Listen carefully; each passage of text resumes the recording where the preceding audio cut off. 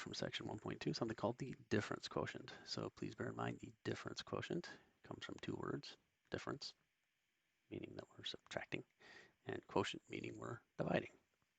That's all well and good, but that really doesn't tell you much about it. So the difference quotient is equal to this fascinating formula, f of x plus h minus f of x all over h. That's actually what the difference quotient is. And no one's expecting to memorize this, but it would make a lot more sense to you if you knew where it came from. To do this, I'm going to need to appeal to your good sense of slope. So would you agree that every graph has a slope? And I'm hoping that you would say yes. Even this graph, which if you look at it, that's not linear. So you would say it has a slope, I hope. In this case, it looks like it's positive, as in it's increasing the whole way, so you'd expect the slope to be positive, but it's not the same in each place. So if you think about this, and this is where we're starting to derive where this comes from, if I had some point x on this graph, right, which is like right here, then that would have a corresponding y value. That would be f of x, and that would be a point x, comma, f of x on the graph, yes? And now if I were to try to find a slope, then I would need another point, right? So I got one point, I need another one. What I'm going to do is I'm going to scoot down the x-axis a little bit. As a matter of fact, I'm going to scoot down exactly h units. And that would mean that I end up over here, right? And what would that mean? That would mean that when I look over here on the y-axis, I would be getting f of x plus h as the output, which means I've got another point, x plus h, f of x plus h. Those are my 2 points.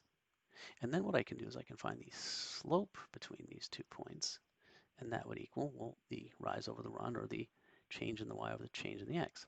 Now I'm going to take f of x plus h first, and you'll see why in just a sec, and subtract f of x, so y minus y, right, over, and it's got to be the corresponding x, so x plus h minus x. Now this does simplify a little bit. Remember, f of x plus h is not f times x plus h, and this is not f times x. So it turns out you cannot simplify these. But you can simplify this, x plus h minus x.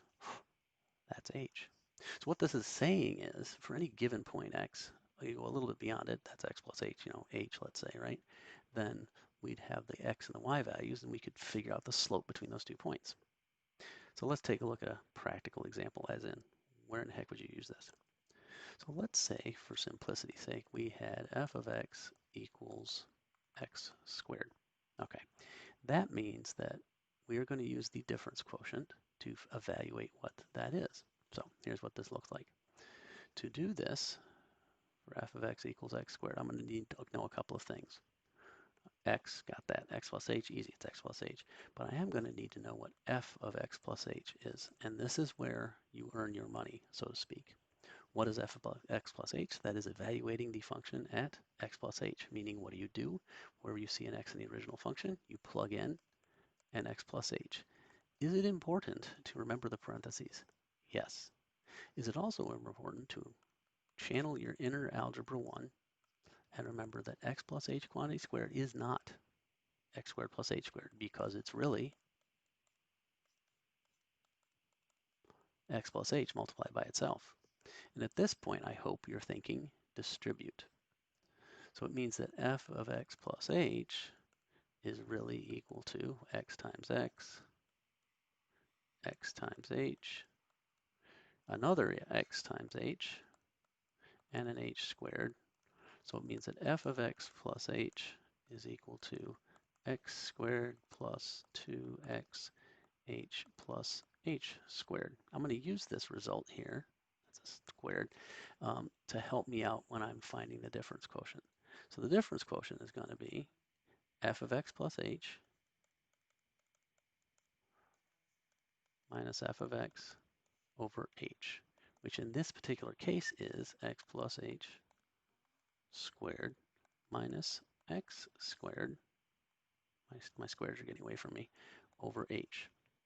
What is that equal to? Well, I kind of did some simplifying over here, right?